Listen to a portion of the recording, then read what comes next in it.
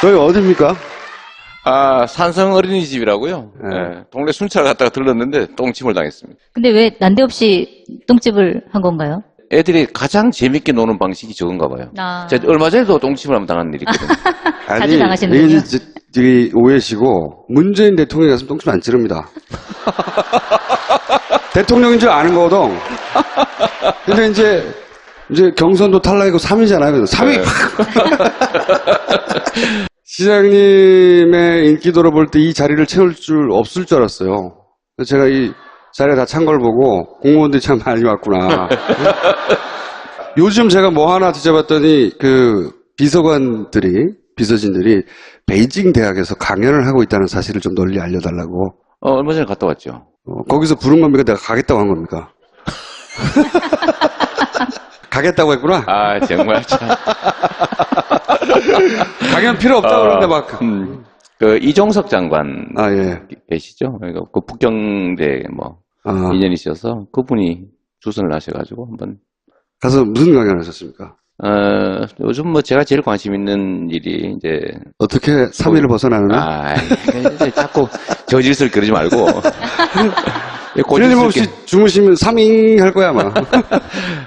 주로 4차 산업혁명, 그 다음에 일자리 나누기, 기본소득, 공정사회, 이런 얘기 하죠. 쭉 하시던 이야기. 네. 근데 기본소득은 굉장히 경선 과정에서도 그렇고 그 이전에도 많이 이제 주장을 하셨던 거라서 주목을 굉장히 많이 받았었잖아요. 대선 전에. 다보스 포럼도 초청이 와서. 아, 이번엔 초청이 확실합니까? 제가 빌었을게요. 다보스 포럼. 네, 다보스 포럼, 세계경제포럼에서도, 행정 사례, 이런 걸로. 혁신 행정 사례. 네. 아, 성남을 혁신적으로 해요. 네. 이번 6월 27일, 중국에서 열리는데, 거기 가게 됐어요. 되돌아보면, 그 경선 그때 내가, 좀 잘못했어. 후회된다. 이런 거 없어요, 혹시? 많이 돌아보게 되죠. 후회되거나 아니면, 그때 그랬어야 했던데, 혹은 하지 못했던 거나, 이런 거 떠오른 거 없어요? 후회되는 거 많죠. 쭉 읊어보세요, 한번. 쭉 아니, 그러니까 이게, 이 경쟁인데 전쟁이 아니다. 제가 수없이 얘기했는데, 어느 순간에 보니까 제가 전쟁을 하고 있더라고요. 그건 나중에 깨달으셨죠? 네. 저는 경선 과정에서 나름 절제하고, 선을 최대한 지킨다고 난 생각했는데, 스스로는? 네, 했는데, 지나고 나니까, 쓸데없는, 좀 무의미할 수도 있고, 오히려 도움 안 되는 것들을 꽤 많이 했더라고요, 보니까. 구체적으로 예를 들어봐 주십시오.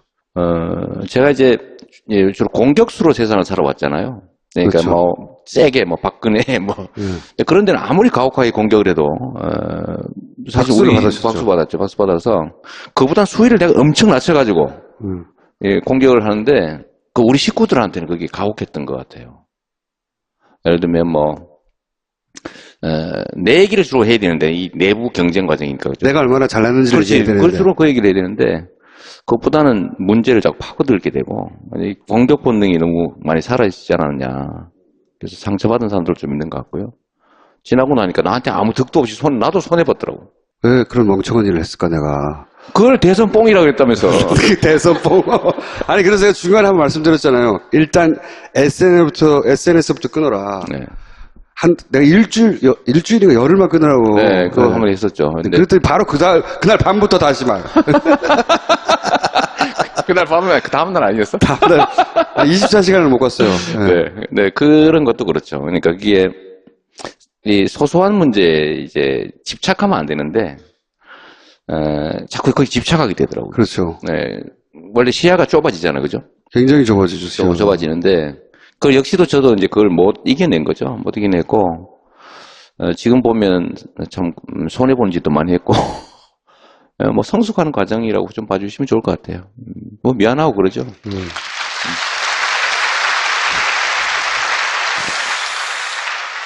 어느 시간이 얼만큼 지나고 나서야 내가 바보 같았다 이런 생각 하셨어요? 그 시간은 좀 더 걸렸던 것 같고, 저는 빨리 좀 좀 정리하는 쪽이어서, 경선 끝난 하루, 경선 한 날은 진짜 신경질 나더라고요. 신경질. 야, 서울도 일어나, 뭐, 이런 게 있었는데. 3위 하셨을 때, 네. 표정에서 드러났었어요, 그때. 그래요? 예, 왜냐하면 경선이 끝난 직후에, 예를 들어서 안희정 도지사는 2위를 해서 그렇겠지만, 간발의 차이로. 그냥 여기에 만족한다는 표정에 가까웠거든요. 아, 그걸 보셨어요? 예, 다른 분들도 이제 끝났구나, 대장정에 이런 표정이었는데, 이재명 시장은 이게 뭐야, 씨발. 여기는 어디인가, 씨발. 뭐 이런. 나는 왜 3위인가. 그래서 딱 이제, 그날은 어쨌든 이게 감정적으로 약간 이제 정리가 안 된 상태니까 좀 그랬는데, 그날로 이제 저는 이미 뭐 지는 건 정해져 있었던 경기였고, 그래서 그 다음 날부터 바로 저희는 이제 경선 지원하는 것 쪽으로 마음 정리는 했고. 이제 적극적으로 네, 뭐 하셔가지고. 나름 열심히 했죠. 이게 많이 그때 잠깐 떨어졌잖아요, 또 경선 끝나고. 네. 그렇죠. 그때 안철수 후보가 확 치고 올라오고 막 치고 올라가고 위기감이 있었죠. 일주일 정도 위기감이 그랬는데 확 올라왔었죠. 그때 저는 결정했었죠, 사실은. 어떤 결정하셨습니까? 부르면 사퇴한다. 당에서 부르면 네, 사퇴한다. 이런 거거든요. 현직 시장, 도지사, 공무원들은 유세 활동을 할 수가 없잖아요. 그러니까 남은 몇 주라도 유세 활동을 적극적으로 하기 위해서 시장 자리를 던져버리겠다. 집사람하고도 얘기 끝내고 뭐 이러다가 만약에 해서 위험 지경이 되면 전국 요청 안 되면 어떡하냐. 그럼요. 그래서 건강검진도 얼른 받았어요, 제가. 공무원 건강검진 있잖아요. 그건 도움이 안 되잖아요. 아니 그러면은 성남시장이 지금 아닌 상태로 여기 나와 있을 수도 있어요. 여기 못 왔겠지. 그렇게 집에 있었겠죠. 그때도 역시 뭐 좀 나도 사실 맞았으니까요. 이게 원래 권투 선수는 맞아도 화를 내면 안 되잖아요, 그죠? 아파하면 안 되잖아요. 때리고 맞고 이게 이제 경기의 내용이니까. 근데 맞으니까 화가 나는 거예요. 원래 맞으려고 링에 올라간 거잖아요. 그러니까요. 때리기도 하고 맞으기도 하고. 근데 이 자꾸 맞으니까 화나니까 발길질 하는 경우가 생기잖아요, 그죠? 주먹만 써야 되는데 주먹 써야 되는데 뭐 갑자기 깨물고 막. 뭐 그런. 근데 이런 요소도 좀 있긴 해요. 이게 제가 수위를 좀 더 올라갔던 이유가 뭐라 그럽니까? 그 미략설 있잖아요, 미략설. 미략설이요? 서울시장 나가기로 하고 뭐 네. 이게 분위기 메이커, 페이스 메이커로 나온 거다. 네. 근데 그것 때문에 그게 아님을 증명하기 위해서라도 좀 수위가 올라간 측면도 있고. 그 옛날에 왜 그런 거 있지 않습니까? 그 김일 선수 알죠? 헤딩, 레슬링 선수. 그때 왜 그 병 따개 가지고 찍고 이런 장면. 쇼인데 좀 과한 쇼였던 네. 거죠. 근데 저는 아까도 잠깐 얘기했지만 꼭 그것보다는 저는 진짜 화가 났던 때가 있어요. 어디를 두드려 맞았을 때 진짜 화가 나셨어요? 보면 뭐 많잖아요. 뭐 예를 왜곡하거나 뭐 심지어 뭐 전두환한테 장학금 받은 놈이라든지 뭐 이런 거 있잖아요. 사람 밑바닥을 후벼 파죠 원래. 파죠. 선거. 화를 내게 하는 것도 사실 실력이거든요. 네. 근데 제가 화를 냈으니까 사실 이미 진 거지. 그거를 경선이 끝난 다음에 깨달았어요. 끝난 다음에. 그 전에 알았으면 이래 알았겠지. 한편으로 그런 생각 안 해보셨어요? 야, 어쩌면 내가 경선에서 1위에서 대선 후보가 돼서 대통령이 될 준비가 아직 안 됐었던 거 아닌가. 준비 안 돼 있었죠. 뭐 이렇게 쉽게 인정하고 그래. 아니, 진짜로 준비 안 돼 있었죠. 이게, 네. 저는 안 될 거라고 봤고요. 하다가 혹시 모르지 이런 생각. 아니, 그건 했지. 내가 그때 이게, 아니, 처음에는 예를 들면 의무감으로. 전체적 분위기도 띄워야 되고. 나도 이름도 제대로 알리고. 네. 뭐. 근데 해보니까, 잠깐, 야, 이거 진짜 되는 거 아니야? 이런 생각이.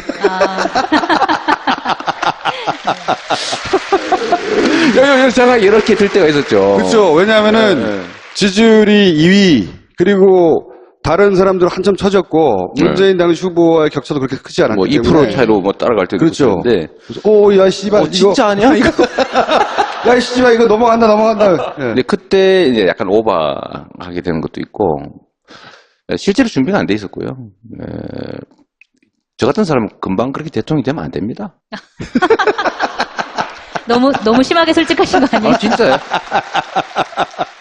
이런 큰 선거를 한번 겪고 나서 본인이 확 업그레이드 됐다. 이런 거. 조금 들죠. 왜냐하면 진짜 많이 배웠고, 제가 알고 있는 세상보다 훨씬 더 큰 세상이 있고, 역시 준비도 훨씬 더 많이 해야 되고, 사람도 많이 그야말로 이렇게 관계도 많이 잘 맺어줘야 되고, 인적 재산이죠.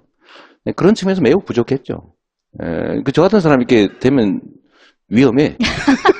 근데 좀 대통령은 그렇다고 생각하시더라도 내년에 또 지방선거인데 그 성남시장에 나가시는 것보다는 오히려 경기도지사 나가는 게 어떻겠냐라고 보시는 분들도 좀 있는 것 같아요. 이거에 대해서 좀 어떻게 생각하시는지. 참. 아니, 이 얘기는 함부로 답을 하면 안 돼요. 왜냐면, 레임덕이 올 수도 있지 않습니까? 성남시에서 레임덕이 올 수도 있고. 아니, 근데 경기도지사는 어차피 성남시를 다 같이 하는 거니까. 그렇다 하더라도 성남시장이 다른 사람이 온다는 얘기잖아요. 그 얘기는. 네, 예. 그런 거죠. 네. 그런 것도 있고. 그 다음에 이제 잠재적 경쟁자들이 나타나가지고. 뭐 경쟁자는 상관이 없는데, 좀 생각 중입니다. 생각 중이고, 이제 선택지들이 좀 많아지니까 고민을 하잖아요. 선택의 여지가 없으면 고민할 필요가 없는데. 선택지가 뭐뭐 있습니까? 서울시장. 아니, 뭐, 시장을 계속 할 수도 있고. 네. 자, 성남시장을 계속한다. 성남의 상징으로 앞으로. 네. 그리고 그다음 뭐 서울 뭐 경기도지사, 뭐 이런 얘기도 서울시장도 있고, 보궐선거 얘기도 서울시장 얘기도 나오고 있는 걸로 알고 있어요. 있고. 저 대구 하자는 사람도 있는데. 대구 경북지사 하라는 사람도 있어요. 제 고향이 경북이라고. 경북지사. 뭐 나가면 막 되는 줄 알아요? 그러니까. 사실 유력한 주자 중에 지자체 출신들이 많아요. 지난번 만희정, 이재명도 마찬가지였고, 박원순, 뭐, 잠재적인. 그러니까 이제 누가 어디로 갈 것이고, 그 구도 하에서 이제 차기 대선도 이제 그 그림을 그려질 테니까, 궁금들 하겠죠, 다들. 근데 보면은 경기도지사 같은 경우에는 굉장히 좋은 자리고, 그러니까 행정을 경험할 수 있는 좋은 자리인데, 경기도지사 출신이 대통령이 된 적이 한 번도 없어서, 징크스로 남아있거든요. 이인재, 손학규. 네. 성남시장도 한 번 대선 후보가 돼본 일도 없어요. 아, 네. 아, 그럼 처음 기록을 깨겠다. 언제나 그런 거죠. 세기를 가야지. 공무원 여러분 아무 데나 박수치지 마세요. 근데 가능하면 네. 순리대로 하려고 그럽니다. 그 순리가 뭐냐 이거죠. 모두에게 순리가 다르기 때문에 여하간 옵션은 성남시장을 계속할 수도 있고 다른 지역의 도지사나 시장을 할 수도 있다. 열려 있다. 예. 근데 그 옵션 중에 사람들이 제일 궁금해할 옵션 중에 하나는 경기도시는 어떤 면에서 자연스러워요. 성남에서 경기도에서 지역도 같고. 근데 서울시장 출신 대통령이 있거든요. 있죠. 네. 이명박 대통령이라고. 네. 그리고 서울시장 나온 다음에 대선 도전했거든요. 박원순 시장도. 네. 네. 그러니까 대통령 후보군으로 가는 가장 뭐랄까 큰 관문 정도로 취급받고, 그러니 서울시장을 만약에 생각하시면 이제 박원순 시장도 있잖아. 잘하고 계시고. 제가 보기엔 잘하고 계세요. 하지만 내가 더 잘할 수 있다? 하여튼 잘하고 계시고요. 네. 잘하고 계셔서 박 시장께서 계속 만약에 하시면 그 길을 제가 뭐 이렇게 하긴 좀 어려우시지 않을까 싶어요. 아마 한두 달 이내에는 입장을 세우셔야 하겠죠? 그래야 되겠죠. 뭐 그래야 좀 혼선도 좀 예방하고. 그러면은 이제 시장님이 입장을 세울 때 제일 먼저 파파이스에 나와서 알려주세요. 뉴스 공장으로 갈까요? 그것도 안 괜찮고요. 됩니다. 한겨레 TV 자, 파파이스에 나오셔야 됩니다. 문재인 후보라고 불리던 정치인이 대통령이 됐어요. 그 과정을 지켜보는 게 이제 일반 유권자하고는 좀 다른 경험이었을 텐데, 그 쭉 대선을 거쳐서 결국은 대통령이 되고 입성한 이후에 한 달여간 하는 것을 보고, 네. 어떠셨어요? 정말 잘하고 있어요. 그래요? 정말로 잘하고 계시고, 내가 저렇게 하려고 그랬는데, 뭐 이런 것도 있고요. 네. 내 거 베꼈네? 뭐 이런 거. 예. 그런 게 있어요. 근데, 그거보다도 생각 못한 이상으로 잘하고 있다는 생각이 들어요. 어떤 점, 좀 구체적으로? 섬세하다는 거. 섬세하다. 네, 그러니까 뭐, 사람들의 감성을 존중하는 것 같아요. 그렇죠. 이 권력자들은 원래 이게 일방적이거든요. 그래도 되니까. 그래도 되니까. 편하고, 또 재밌고. 근데, 재밌고. 그걸 하지 말아야 되거든요. 그렇죠. 예. 그게 절제잖아요. 근데 그걸 하시는 것 같아요. 근데 그게 모든 걸 상징하는 게 있죠. 마음이거든요, 그게. 원래 작은 데서 진심이 드러나잖아요. 큰 일은 누구나 하거든요. 작은 거, 배려. 그다음 이 섬세함 그런 측면에서는 정말 대단한 분이라 생각이 들죠. 함부로 하지 않고 권력을 함부로 휘두르지 않고 뭐 그러면서도 또 자기 할 거 다 하고 또 지금은 아직은 사실 초입이죠. 겨우 뭐 한 달 열흘 지났어요. 그럼요. 이게 뭐 경기로 치면은 지금 그 라카룸에서 신발끈 메고 있는 상태예요. 그러면서 뭐 이런저런 작전 얘기하고 하는 정도라서 막상 이제 경기가 시작되면 이제 기득권하고 부딪히잖아요. 그렇겠죠. 벌써부터 뭐. 벌써부터 네, 이미 지금 벌써 야당이랑. 초전인데 네. 특히 경제적 문제, 노동 문제나 아니면 뭐 재벌 개혁, 그 다음에 남북 문제, 뭐 이런 것들이 이제 내기대 실제로 부딪히기 시작하면 그때는 정말 어려울 텐데, 잘 헤쳐나갈 것 같아요. 잘 헤쳐나갈 것 같고, 그래서 저도 사실은 뭐, 이 문재인 정부가 성공해야 저도 살아남으니까. 그리고 그게 제가 수없이 말씀드렸지만, 제가 어떤 자리를 차지하기 위해서가 아니라 세상을 바꾸기 위해서 그 권한이 필요했다고 얘기했는데, 그러면 사실 내가 아니라 누가 하든 무슨 상관이 있습니까? 잘하기만 하면 되는 거지. 근데 왜 출마하셨어요? 내가 더 잘할 줄 알았지.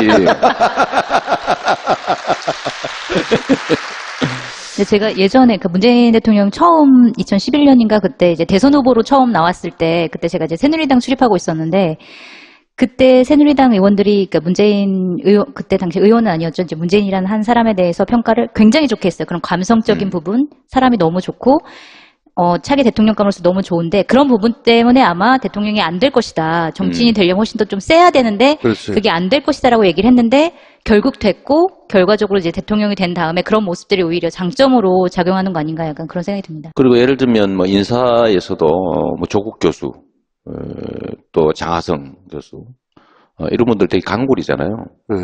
뭐 그런 인선들도 아주 잘하는 것 같고. 그다음 정말로 사람을 쓸 때 자기 가까운 사람 눈물 흘리면서라도 좀 빼고 탕평 인사하려고 노력하고 그거 쉽지 않거든요. 문재인 정부도 어느 시점에 위기가 올 것이고 또는 뭐 정황에 부딪히기도 하고 혹은 긴가민가한 선택들도 하지 않을 수 없을 텐데 네. 그럴 때 이제 두 가지 길이 있어요 보통. 그걸 바라보는 당내에서 적절히 적당히 비판하면서 내가 더 낫다 라고 자기가 튀어나올 타이밍을 찾을 수도 있고 네. 매 맞을 때 같이 맞는 경우가 있어요. 시장님은 어느 쪽을 선택하실 생각이십니까? 근데 그건 나한테 물을 게 아니고 예. 예를 들면 박근혜가 이상한 짓을 하고 그러면 그건 네. 때려야죠. 그렇죠. 근데 선의를 가지고 그야말로 최선의 노력을 다하는데 장애가 발생하는 그런 상황이라면 그 부족함을 채워서 같이 뚫고 나가야죠. 너 왜 그렇게 못했어? 왜 그리 부족해? 이렇게 하면 안 되는 거죠. 왜냐하면 우리가 같은 길을 가는 식구들이니까요. 그런데 경선 때는 왜 그랬어요? 아 정말 내가 한번 이겨보려고 그랬다니까. 이제는 이제 완패를 인정하고 내 부족한 점을 메워서 나를 성장시켜야 되다 먼저 이렇게 된 겁니까? 제 성장은 뭐 부수적인 효과일 테고 이 정부가 성공하지 않으면 우리 소위 민주개혁 진영의 미래가 사라지죠. 이거는 이제 선택의 문제가 아니고 이미 우리의 토대가 돼버린 거예요. 여기를 예를 들면 망가뜨리면 또 망가지면 우리의 설 자리가 사라집니다. 그러니까 여기를 튼튼하게 만들어놔야죠. 그 싫고 좋고의 문제가 아니라 그건 운명 같은 거라고 생각해요. 내가 살기 위해서? 그럼요. 아니 문재인 정부가 실패해가지고 국민들로부터 지탄을 받는데 그 뒤가 어디 있습니까? 그때는 같이 지키고 같이 성공하게 해야죠. 야당이 굉장히 공격을 처음부터 세게 하고 있잖아요. 인사청문회 전국에서. 그래서 추경도 그렇고 그다음에 뭐 각 장관 후보자들에 대한 공격도 굉장히 심한데 뭐 일각에서는 뭐 협치를 하는 상황에서 뭐 너무 세게 밀고 나가면 안 된다라고 얘기하는 의견도 있고 좀 강하게 정권 초반이니까 강하게 나가야 된다는 의견도 있고 여러 가지 의견이 있는 것 같아요. 예를 들어서 구체적으로 강경화 후보에 대해서 네. 논란이 많잖아요. 좀 어떤 방식으로 풀어나가야 된다고 보세요? 저도 성남이라고 하는 작은 공간에서 이 지역의 작은 정치를 하긴 하지만 저는 뭐 그런 점에서는 확고하죠. 밀어붙여야지.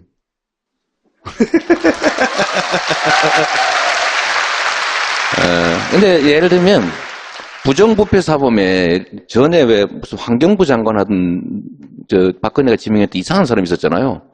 이름은 기억이 안 나지만, 네. 그런 거 밀어붙이면 안 되는 거죠. 네. 그런데 지금은 충분히 밀어붙일 만한 인물들이 있다.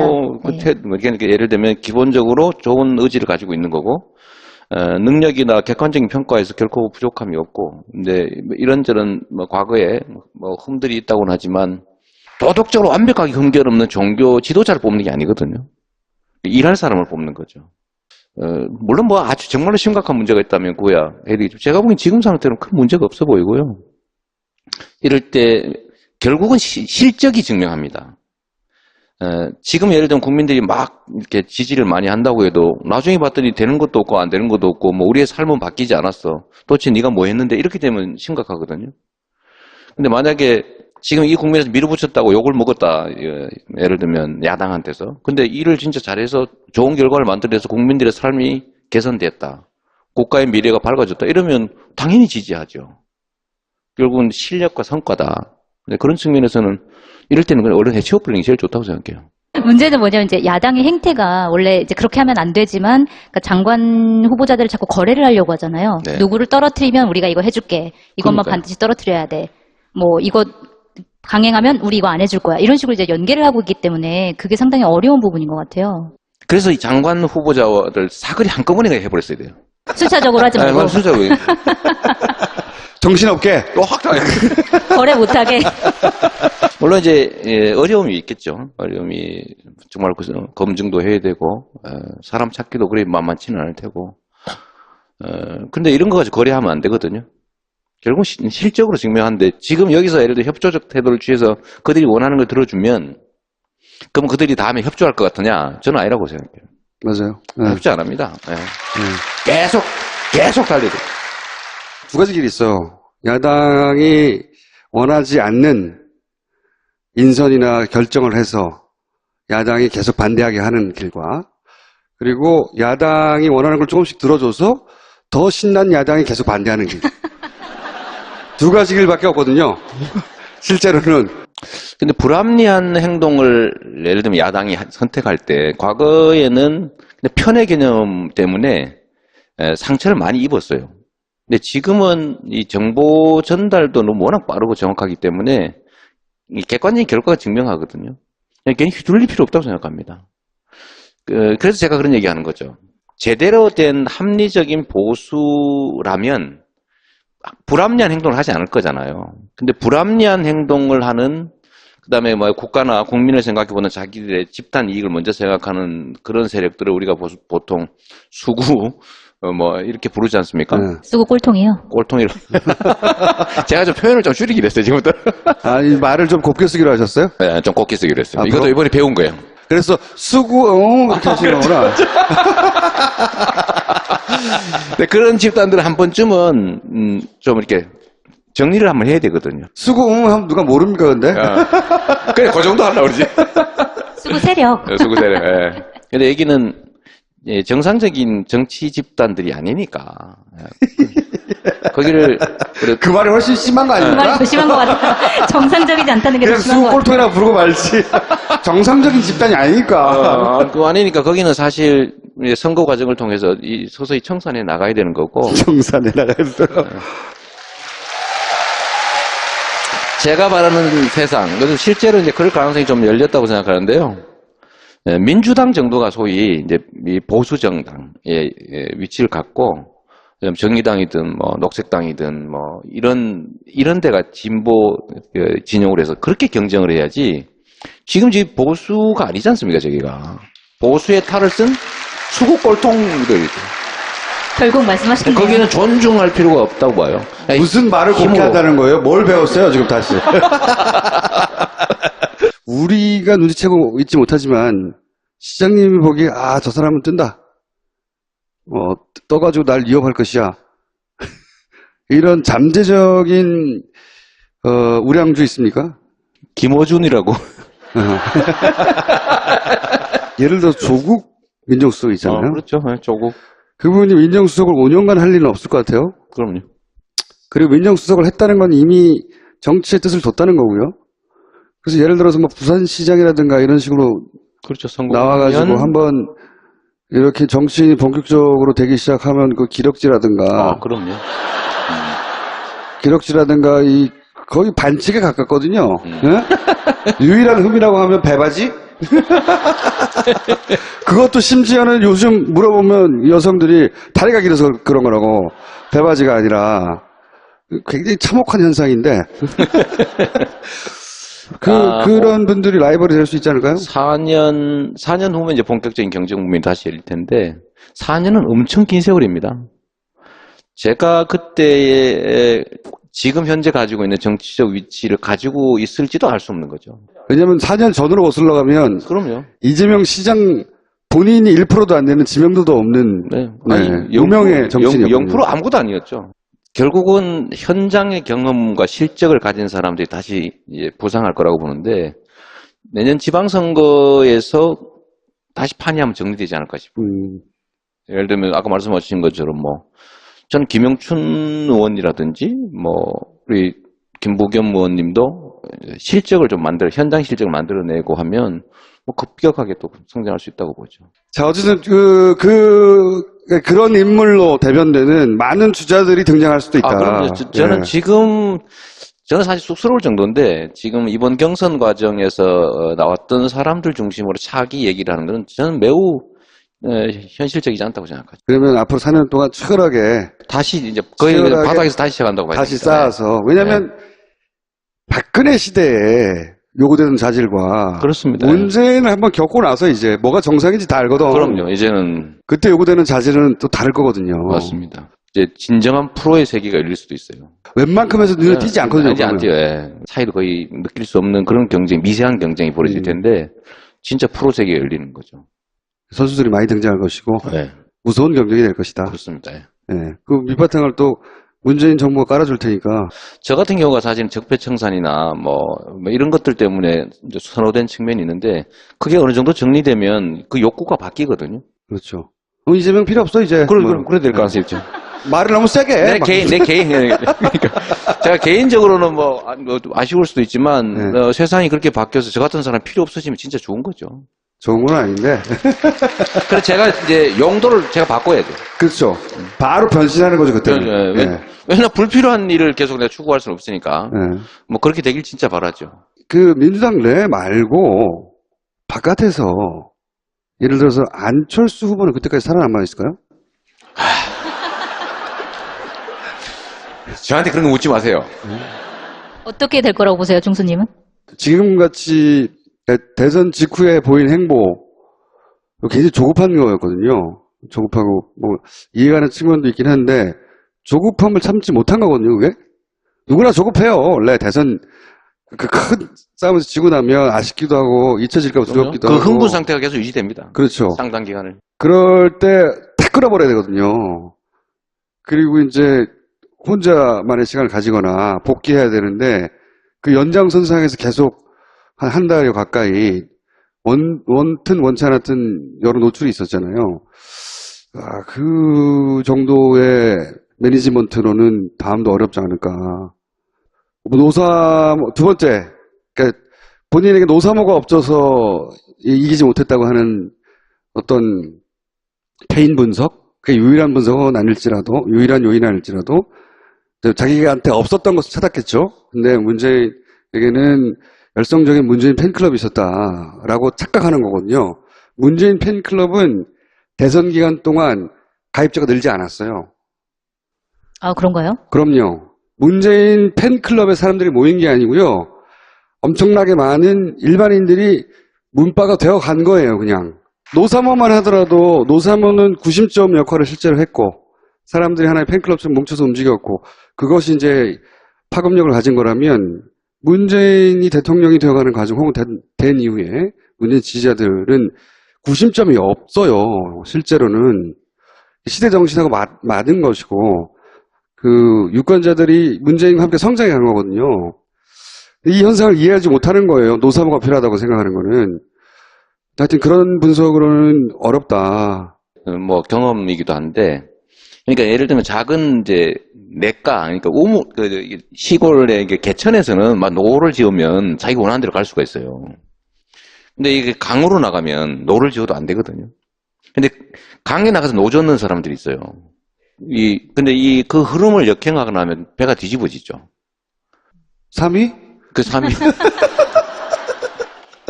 그래서 아니, 이거 노지를 하지 말자. 노지를 하지 말자. 네. 빨리 자기 스스로를 바꾸고 인정하고 하는 거 힘든 자질입니다. 그거를 이재명 시장님 지금 하고 계신 건가요? 아니, 노력하고 있죠, 조금씩. 네. 홍준표 후보는 살아남아서 다시 한번 상대가 될까요?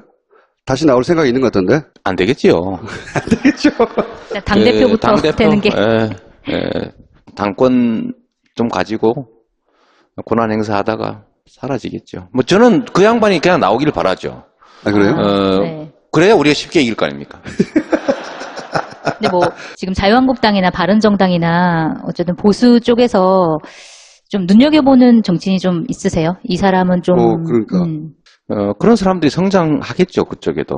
성장을 하고, 저는 성장 안 했으면 좋겠는데. 저는 정말 그쪽 진영들은 한번 좀 정리를 했으면 좋겠어요. 정리를 한번 하고. 아니, 그래야 우리가 좀 미래로 갈 수 있다니까요. 만약에 총선까지 우리가 이길 수 있을 정도로 그때까지 잘 해나가기만 하면, 한쪽이 축이 무너지는 거죠. 그러면 다시 그 토대 위에서 제대로 된 소위 진보 진영들이 갖춰서 우리나라 정치 한 축을 맡게 되지 않겠습니까? 그러면 진짜 나라가 발전하는 거죠. 그래서 문재인 정부는 반드시 성공해야 돼요.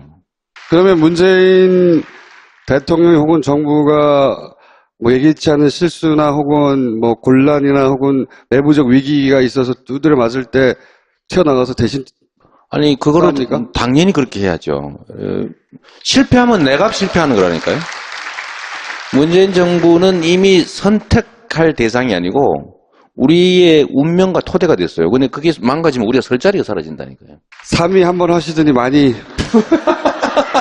아니 우리가 또 이 현실에 빨리 적응하잖아. 납작. 납작은 아니고 왜냐하면 제가 하고 싶었던 일이니까요. 제가 하고 싶었던 일을 누군가가 잘하고 있으면 좋은 거지 뭐 그거를. 아니죠. 보통 그럴 땐 질투나죠. 뭐 전혀 없진 않아. 근데 경선에서 정책 같은 거 많이 내놓으셨을 때 좋은 정책이라고 평가받은 것들이 굉장히 많았잖아요. 네. 그래서 그러면 생각하시기에 문재인 정부에서 내가 내놨던 정책들 중에서 이것은 좀 실현해줬으면 좋겠다 하는 게 좀 있으세요? 제일 지금 뭐 일부 받아서 이제 반영하겠다고 하던데 저는 복지 지출을 지역 화폐로 주는 게 진짜 중요하다고 생각해요. 지역 화폐요? 지역 화폐로. 네. 네. 왜냐하면 이 자본주의 체제의 제일 심각한 문제가 집중화거든요. 일극화되는 거잖아. 한쪽은 뭐 서울로 이런 거 다 모이는 거. 근데 지역 화폐로 지출을 하면 그 동네에서 반드시 일순환을 하게 되니까 지역 경제 활성화에 도움이 되죠. 그리고 이제 집중화를 좀 완화시킬 수 있어요. 그래서 어차피 주는 복지 지출인데 그걸 저는 기본소득이라 이름 붙였지만 지역 화폐로 지급하는 거. 그다음 기본소득도 좀 일부 좀 받아들이면 좋겠다. 어차피 하는 건데 예를 들면 아동수당은 기본소득 형태가 될 수밖에 없거든요. 네. 어차피. 그렇죠. 네, 그러다 뭐 기본소득. 그룹 회장 손자라고 안 줄 수 없잖아, 그죠? 근데 결국은 이제 그런 것들 좀 더 확대해 나가면 경제도 살고 뭐 소위 자본주의 사회의 뭐 이렇게 양극화 이 문제도 좀 해결하고. 입각은 안 하십니까 혹시? 제가 그거를 고민을 해봤는데 장관 뭐 이런 거. 안 한다고 아예 제가 선언을 했습니다. 그래요? 제가 이제 경선 끝나고 우리 문 대표님이 성남에 오셔서 그때 후보시죠. 뭘 할 거냐, 하고 싶으냐 이렇게 물어보셔서 여러 가지 선택지가 있겠지만 임명직은 안 할 테니까 혹시라도 부담 갖지 마시라고 내가 그랬죠. 부담 전혀 없었을 텐데. 뭐 없었겠지. 그래도 그래도 말하면 이만큼. 임명직을 안 하시는 이유는 뭔가요? 일단은 이제 저는 제 권한으로 뭔가를 성과를 만들어내는데 좀 이렇게 의미를 두는 사람이고요. 그게 재밌거든요, 사실은. 근데 정부의 한 축을 맡으면 내 뜻대로 못하는 게 많습니다. 그렇죠. 정부하고 보조를 맞춰야죠. 그럼 보조를 맞춰야죠. 당연한 거니까. 그래서 그런 측면 하나 하고 두 번째는 청문회 가가지고 너 딱지 떼었지? 너 음주운전했지? 그 논문 표절 뭐 그 있지? 뭐, 예. 청문회. 네. 너 가족끼리 욕했지? 뭐 이런 거. 모르지, 뭐 형사상. 통과 어렵겠네요. 그래서 내가, 아이, 안 한다. 대도 안 한다. 예, 2번 이유가 굉장히 크네요. 뭐, 그렇다고 봐야지.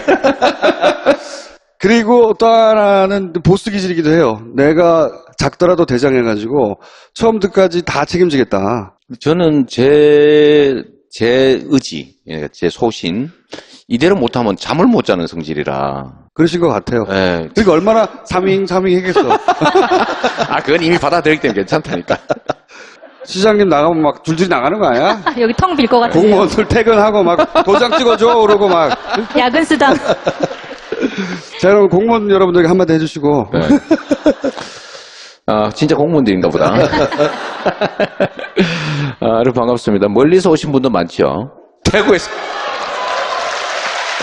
대구. 자, 한번 요거까지 좀 해보자. 그러면 내가 제일 멀리서 왔을 것이다. 대구 한 분 계시고.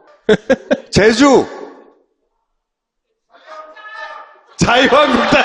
제일 멀다. 진짜 제일 멀리서 멀어. 왔네. 진짜 오네요. 자유한국당. 당신이 제일 멀리서 온 거예요. 자, 마지막 인사해 주십시오. 네. 여러분들에게. 자, 여러분 반갑습니다. 열심히 하겠습니다.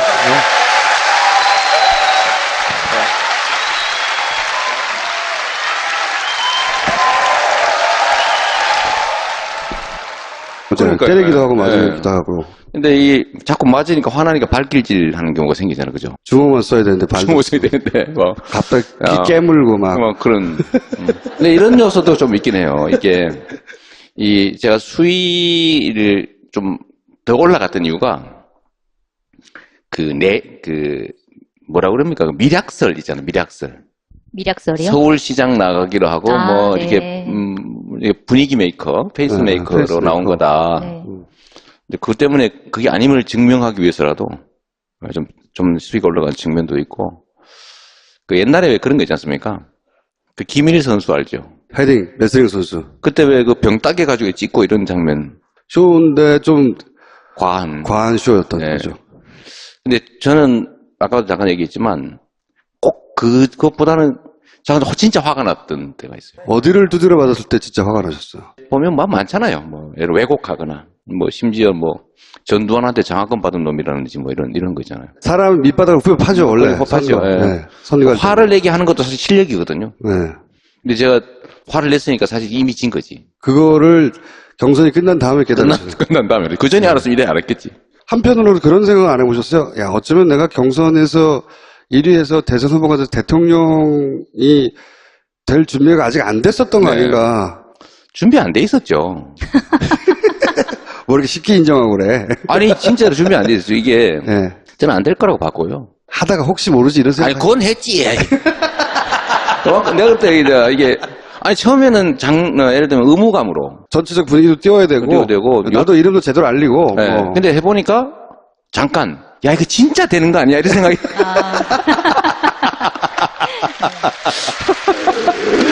생각이 이렇게 들 때가 있었죠. 그렇죠. 왜냐하면은 네. 지지율이 2위 그리고 다른 사람들 한참 처졌고 문재인 당시 후보와의 격차도 그렇게 크지 않았기 뭐 2% 때문에. 차이로 뭐 따라갈 때도 그렇죠. 있었는데. 오야 씨발 이거 진짜 아니야 이거. 야 씨발 이거 넘어간다. 네. 근데 그때 이제 약간 오버하게 되는 것도 있고 실제로 준비가 안 돼 있었고요. 저 같은 사람은 금방 그렇게 대통령이 되면 안 됩니다. 너무 심하게. 갖고 저는 빨리 좀 좀 그냥 정리하는 쪽이어서 경선 끝난 하루 경선 한 날은 진짜 신경질 나더라고요. 야 서울도 일어나 뭐 이런 게 있었는데 3위 하셨을 때 네. 표정에서 드러났었어요 그때. 그래요? 네, 왜냐하면 경선이 끝난 직후에 예를 들어서 안희정 도지사는 2위를 해서 그렇겠지만 간발의 차이로 그냥 여기에 만족한다는 표정에 가까웠거든요. 아, 그걸 보셨어요? 네, 다른 분들도 이제 끝났구나 대장정에 이런 표정이었는데 이재명 시장은 이게 뭐야 씨발. 여기는 어디인가 씨발 뭐 이런. 나는 왜 3위인가. 그래서 딱 이제 그날은 어쨌든 이게 감정적으로 약간 이제 정리가 안 된 상태니까 좀 그랬는데 그날로 이제 저는 이미 뭐 지는 건 정해져 있었던 경기였고, 그래서 그 다음 날부터 바로 저희는 이제 경선 지원하는 것 쪽으로 마음 정리는 했고. 굉장히 적극적으로 네, 뭐 하셔가지고. 나름 네. 열심히 했죠. 이게 많이 그때 잠깐 떨어졌잖아요, 또 경선 끝나고. 네. 그렇죠. 그때 안철수 후보가 확 치고 올라오고 막 치고 올라가고 위기감이 있었죠. 일주일 정도. 위기감이 그랬는데 확 올라왔었죠. 그때 저는 결정했었죠, 사실은. 어떤 결정하셨습니까? 부르면 사퇴한다. 당에서 부르면 네, 사퇴한다. 이런 거거든요. 현직 시장, 도지사, 공무원들은 유세 활동을 할 수가 없잖아요. 그러니까 남은 몇 주라도 유세 활동을 적극적으로 하기 위해서 시장 자리를 던져버리겠다. 집사람하고도 얘기 끝내고 뭐 이러다가 만약에 해서 위험 지경이 되면 전공 요청 안 되면 어떡하냐. 그럼요. 그래서 건강검진도 얼른 받았어요, 제가. 공무원 건강검진 있잖아요. 그걸 그만둬버리면 안 되잖아요. 아니 그러면은 성남시장이 지금 아닌 상태라고 여기 나와 있을 수도 있어요. 여기 못 왔겠지. 그렇게 집에 있었겠죠. 그때도 역시 뭐 좀 나도 사실 맞았으니까요. 이게 원래 권투 선수는 맞아도 화를 내면 안 되잖아요, 그죠? 아파하면 안 되잖아요. 때리고 맞고 이게 이제 경기의 내용이니까. 근데 맞으니까 화가 나는 거예요. 원래 맞으려고 링에 올라간 거 하지 못했던 거나 뭐 이런 거 떠오른 거 없어요? 후회되는 거 많죠. 예. 쭉 읊어보세요 한번. 아니 그러니까 이게 예. 이 경쟁인데 전쟁이 아니다. 제가 수없이 얘기했는데 어느 순간에 보니까 제가 전쟁을 하고 있더라고요. 그건 나중에 깨달으셨죠. 네, 저는 뭐 경선 과정에서 나름 절제하고 선을 최대한 난 지킨다고 난 생각했는데 스스로는. 네, 했는데 지나고 나니까 쓸데없는 좀 무의미할 수도 있고 오히려 도움 안 되는 것들을 꽤 많이 했더라고요 보니까. 구체적으로 예를 들어봐 주십시오. 제가 이제 주로 공격수로 세상을 살아왔잖아요. 그러니까 그렇죠. 뭐 세게 뭐 박근혜 뭐 그런 데는 아무리 가혹하게 공격을 해도 사실 박수를 우리 받으셨죠. 박수 받아서 그보다 수위를 내가 엄청 낮춰가지고 공격을 하는데 그 우리 식구들한테는 그게 가혹했던 것 같아요. 예를 들면 뭐 내 얘기를 주로 해야 되는데 이 내부 경쟁 과정이니까 그죠? 내가 얼마나 잘났는지를 그렇지. 얘기해야 되는데. 그걸 주로 그 얘기를 해야 되는데 그것보다는 문제를 자꾸 파고들게 되고 이 공격 본능이 너무 많이 사라지지 않았냐. 그래서 상처받은 사람들 좀 있는 것 같고요. 지나고 나니까 나한테 아무 득도 없이 나도 손해봤더라고. 왜 그런 멍청한 일을 했을까 내가. 그걸 대선 뽕이라고 했다면서. 대선봉. 아니 그래서 제가 중간에 한번 말씀드렸잖아요. 일단 SNS부터 끊어라. 네. 내가 일주일인가 열흘만 끊으라고. 네, 그거 한번 했었죠. 근데 그랬더니 바로 그날 밤부터 다시 막. 그날 밤에 그 다음날 아니었어? 다음날 24시간을 못 갔어요. 네, 그런 것도 그렇죠. 그러니까 그게 이 소소한 문제에 이제 집착하면 안 되는데 자꾸 거기 집착하게 되더라고요. 그렇죠. 네, 원래 시야가 좁아지잖아요, 그죠? 굉장히 좁아지죠. 좁아지는데 그 역시도 저도 이제 그걸 못 이겨낸 거죠. 못 이겨냈고 지금 보면 참 손해 보는 짓도 많이 했고 뭐 성숙하는 과정이라고 좀 봐주시면 좋을 것 같아요. 뭐 미안하고 그러죠.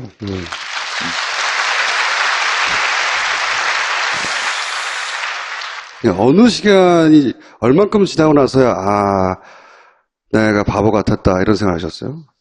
그 시간은 좀 더 걸렸던 거. 솔직하신 거 아니에요? 진짜요? 이런 큰 선거를 한번 겪고 나서 본인이 확 업그레이드 됐다 이런 거 조금 들죠. 왜냐하면 진짜 많이 배웠고 제가 알고 있는 세상보다 훨씬 더 큰 세상이 있고 역시 준비도 훨씬 더 많이 해야 되고 사람도 많이 그야말로 이렇게 관계도 많이 잘 맺어줘야 되고 인적 재산이죠. 그런 측면에서 매우 부족했죠.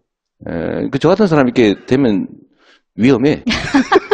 근데 좀 대통령은 그렇다고 생각하시더라도 내년에 또 지방선거인데 그 성남시장에 나가시는 것보다는 오히려 경기도지사 나가는 게 어떻겠냐라고 보시는 분들도 좀 있는 것 같아요. 이거에 대해서 좀 어떻게 생각하시는지. 참. 아니 이 얘기는 함부로 답을 하면 안 돼요. 왜냐하면 레임덕이 올 수도 있지 않습니까? 성남시에서 레임덕이 올 수도 있고. 아니 근데 경기도지사는 어차피 성남시를 다 같이 하는 거니까. 그렇다 하더라도 성남시장이 다른 사람이 온다는 얘기잖아요. 그 얘기는. 그럴 수 네, 예. 그런 거죠. 네. 그런 것도 있고, 그다음에 이제 잠재적 경쟁자들이 나타나가지고. 뭐 경쟁자는 상관이 없는데 예. 좀 생각 중입니다. 생각 중이고 이제 선택지들이 좀 많아지니까 고민을 하잖아요. 선택의 여지가 없으면 고민할 필요가 없는데. 선택지가 뭐뭐 있습니까?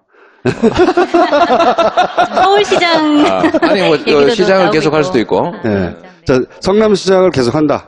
성남의 상징으로 네, 앞으로. 네. 예. 그리고 그다음 뭐 서울 뭐 경기 경기도지사, 뭐 이런 얘기도 서울시장도? 있고, 보궐선거 얘기도 서울시장 얘기도 나오고 있는 걸로 알고 있어요. 있고. 저 대구 하자는 사람도 있는데 대구?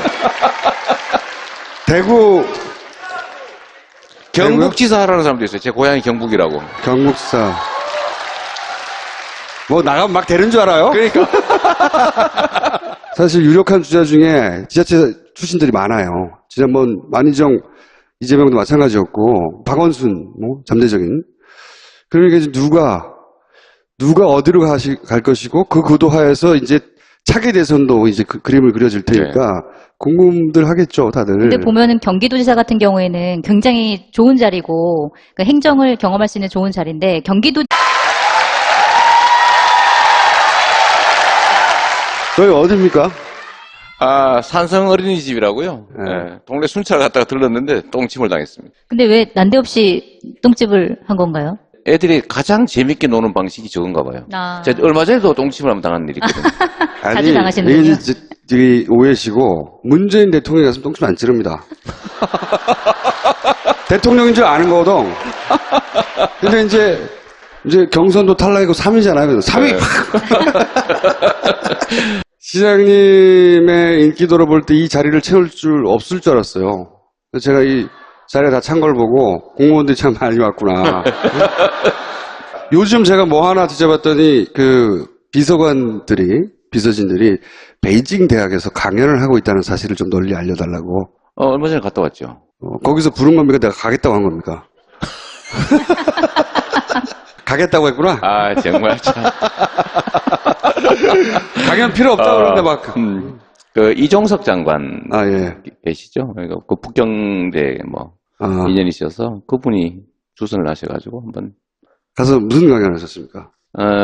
요즘 뭐 제가 제일 관심 있는 일이 이제 어떻게 3위를 벗어나느냐? 이제 자꾸 저질스럽게 그러지 말고 틀림없이 주무시면 3위 할 거야 아마. 주로 4차 산업혁명, 뭐 그다음에 일자리 나누기, 뭐 기본소득, 공정사회 이런 얘기하죠. 쭉 하시던 이야기. 네. 근데 기본소득은 굉장히 경선 과정에서도 그렇고 그 이전에도 많이 이제 주장을 하셨던 거라서 주목을 굉장히 많이 받았었잖아요. 대선 전에. 다보스 포럼도 초청이 와서. 이번엔 초청이 확실합니까? 제가 빌었을게요.